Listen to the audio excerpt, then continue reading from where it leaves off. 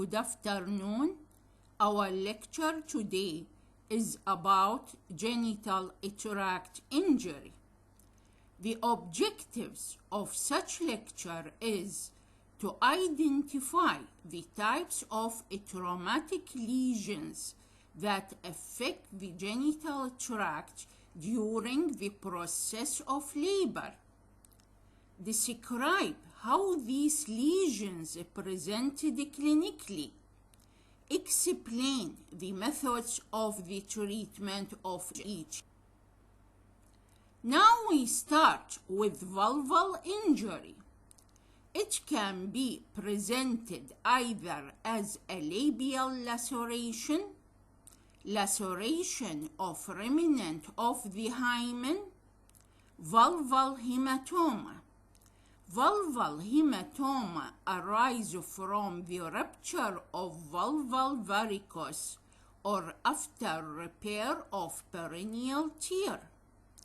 It is presented clinically as a painful bluish swelling in the vulva. It is treated by the incision of the hematoma, evacuation of the blood, ligation of the bleeder, and drainage with cover of antibiotic. Vagina and perineum.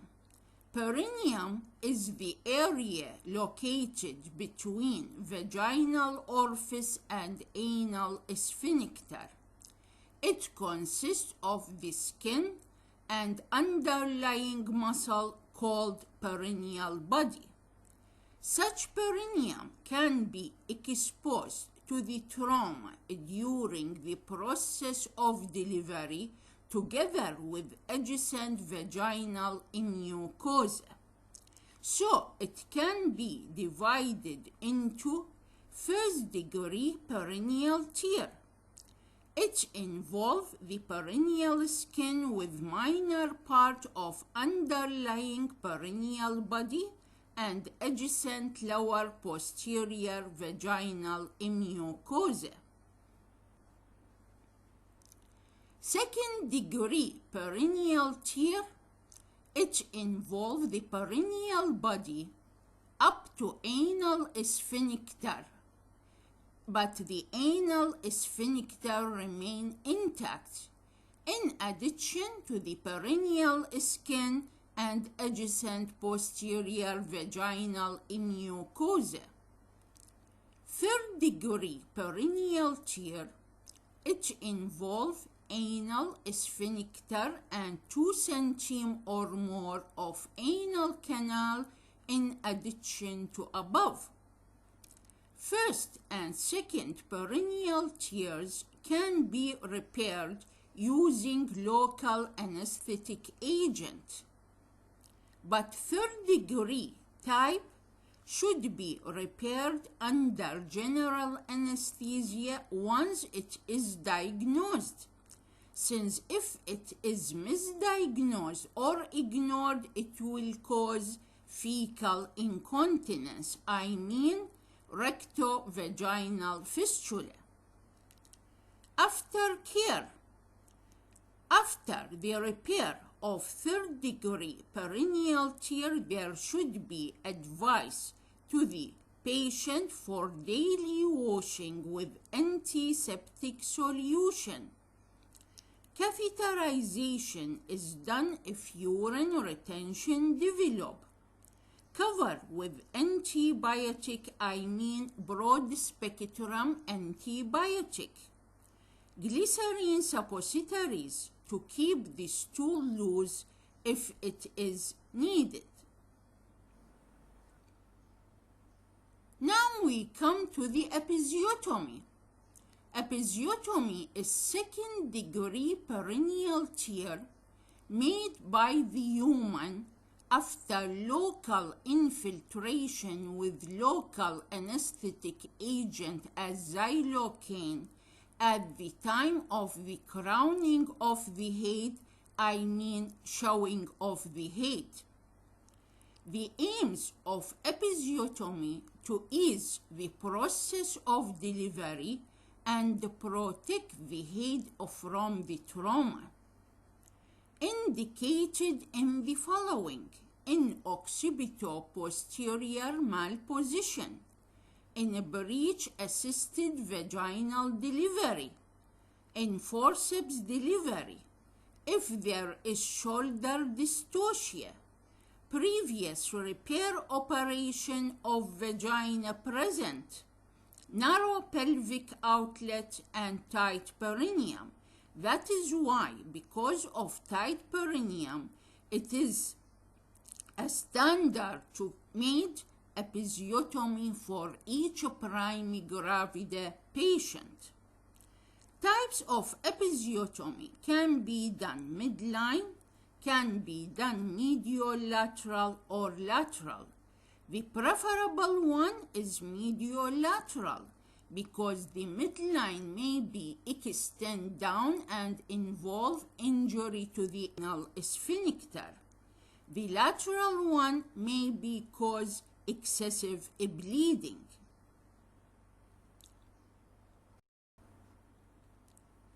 What are the advantages of episiotomy?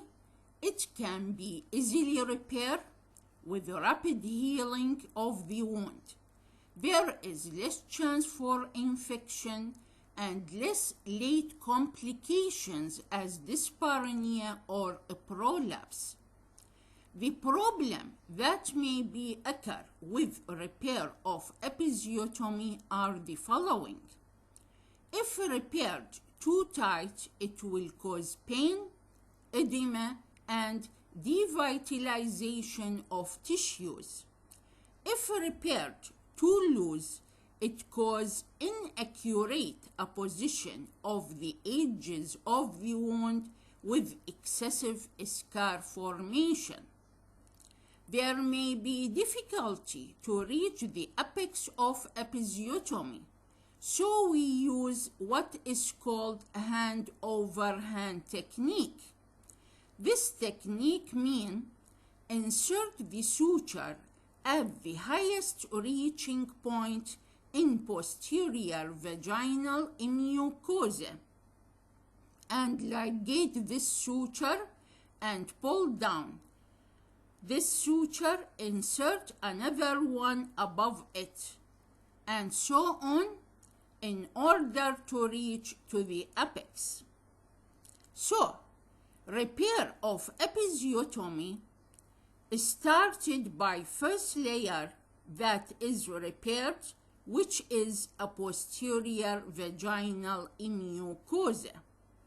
We identify the apex of such tear and insert the suture above it, and then interrupted suture of posterior vaginal mucosa is advisable to prevent shortening of posterior vaginal wall. Second layer to be repaired in episiotomy is the perineal body or the muscular layer. This layer, if it is deep, so we can suture in two layers. The first one is the deepest and the second one is the more superficial in order to obliterate any dead space, so prevent collection of the blood in it. Third layer is the skin. How we are care with this episiotomy after repair?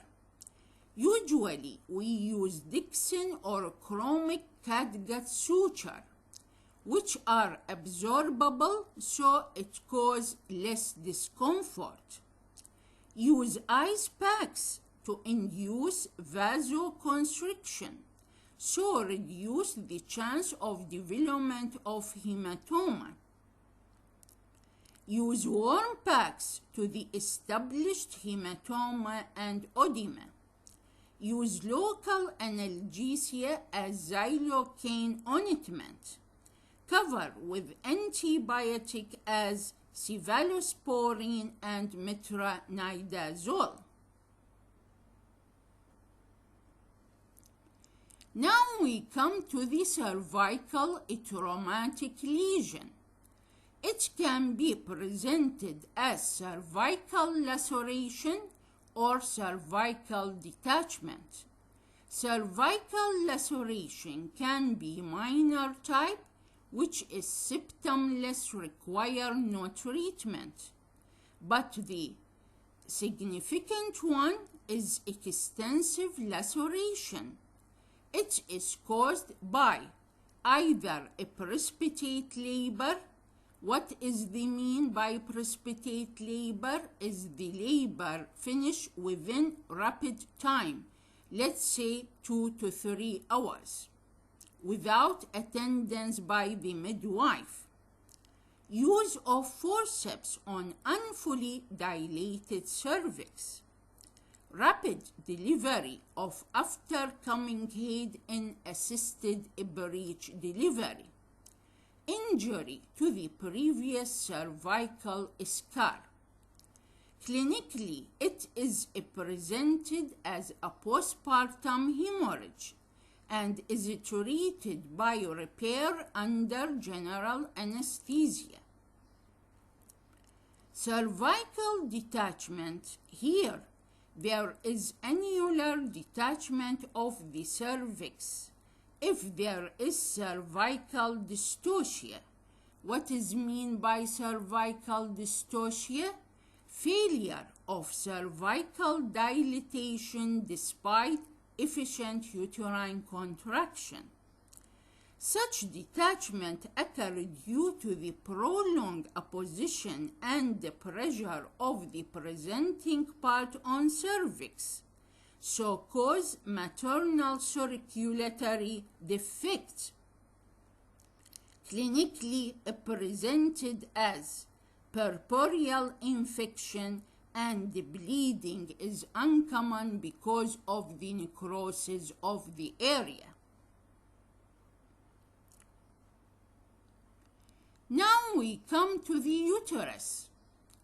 Traumatic injury to the uterus can be A. Rupture uterus. The causes of rupture uterus can be subdivided either during labor or during pregnancy. During labor, it may be caused by obstructed labor, oxytocin hyperstimulation. There is weak previous lower segment scar of cesarean section, intrauterine manipulation as internal version or manual removal of the placenta. It may be occur spontaneous in multiparous women with high parity. During pregnancy, the cause may be a previous classical cesarean, and you know classical cesarean means the scar is made in the upper segment as a vertical incision. Previous opening of uterine cavity before in myomectomy operation in case of removal of intrauterine septum or in tubal reimplantation. Or there may be perforation of the uterus during a previous diagnostic curettage. Types of rupture uterus can be complete, intraperitoneal. Here, the serose layer of uterus is being damaged, so there will be intraperitoneal bleeding. Incomplete extraperitoneal, the serose layer is intact.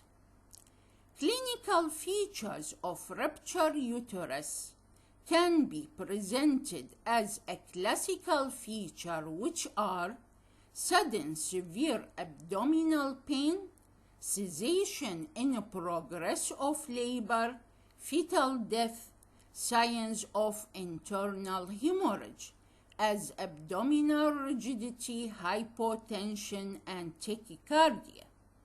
I mean hypovolemic shock. Less dramatic feature, there may be tenderness in the site of a previous scar, slowing in progress of labor for no obvious reason, rapid pulse with or without fetal distress. There may be slight trickle of blood since lower segment is avascular. Treatment of ruptured uterus. Ruptured uterus associated with high maternal mortality rate. So, in incomplete rupture, the treatment is by laparotomy and opening the serosa, deliver the fetus if still not delivered, and then repair of uterus with a blood transfusion. In complete rupture, we have three methods.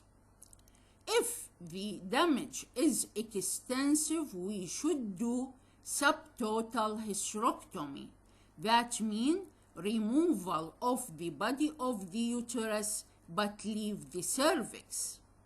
Or repair of uterus if the uterus is desirable and the injury can be repaired. Repair and tubal ligation.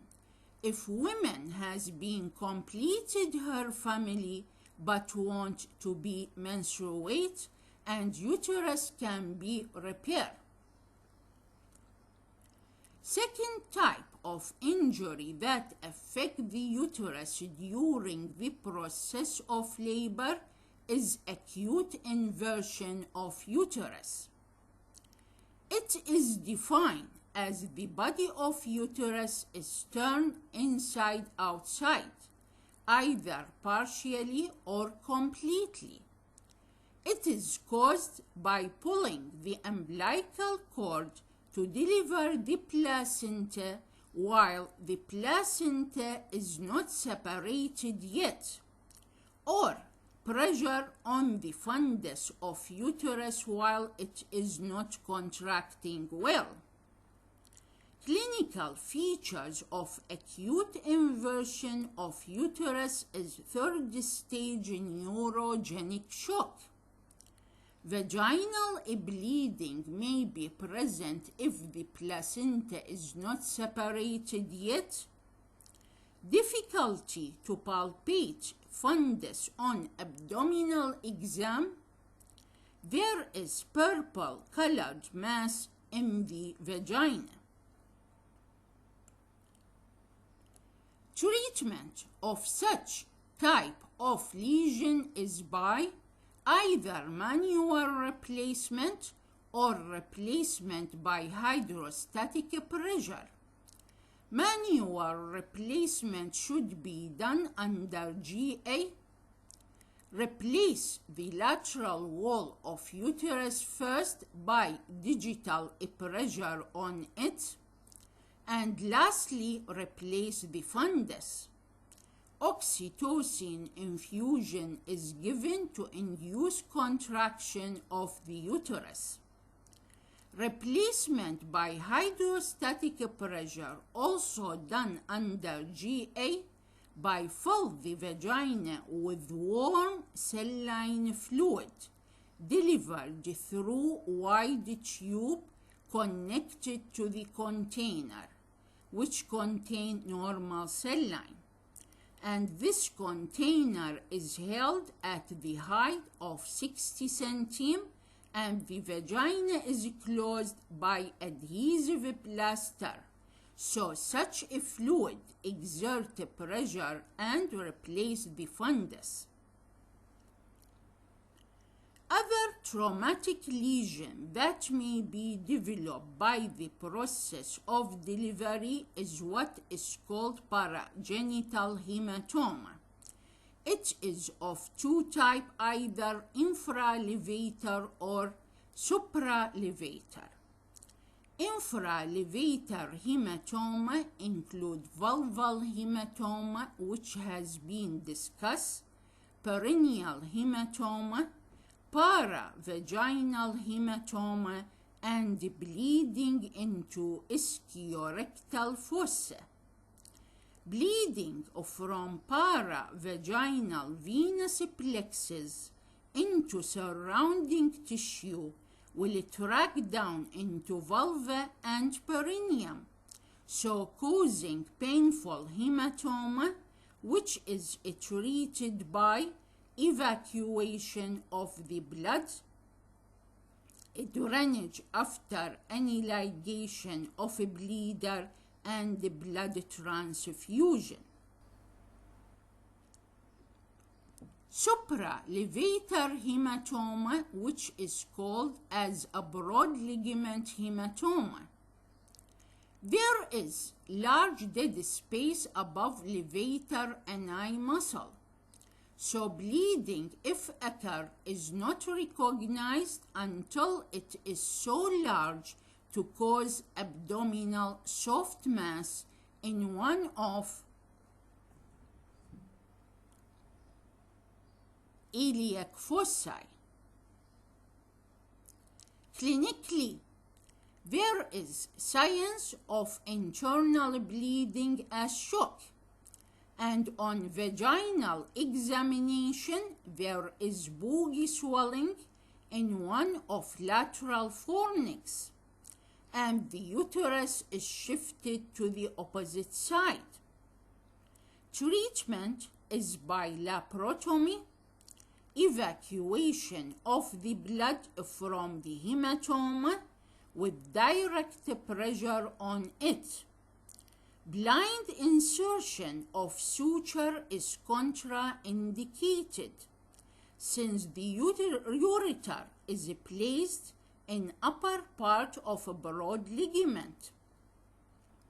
Hysterectomy is not done unless there is associated extensive injury to the uterus or cervix. Internal iliac artery ligation is done if the pressure failed to arrest bleeding.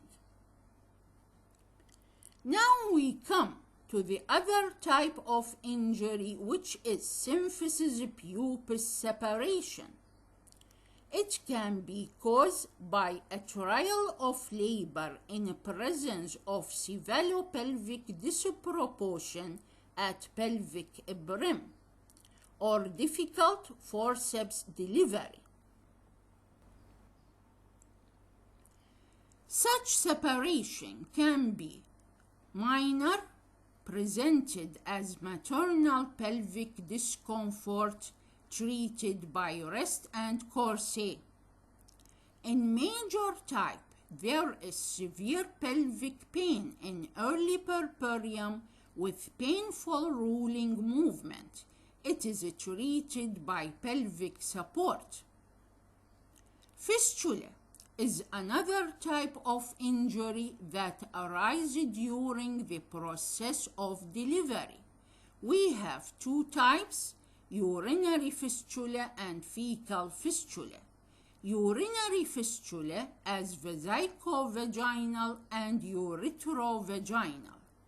It is caused by injury to the bladder during cesarean section due to the dense adhesion of the bladder to the anterior surface of uterus, and when we start separation it may be injured, or in obstructed labor, clinically presented as a true urine incontinence, and the treatment of fistula you will be study in details in the surgery. Second type is fecal fistula as rectovaginal fistula.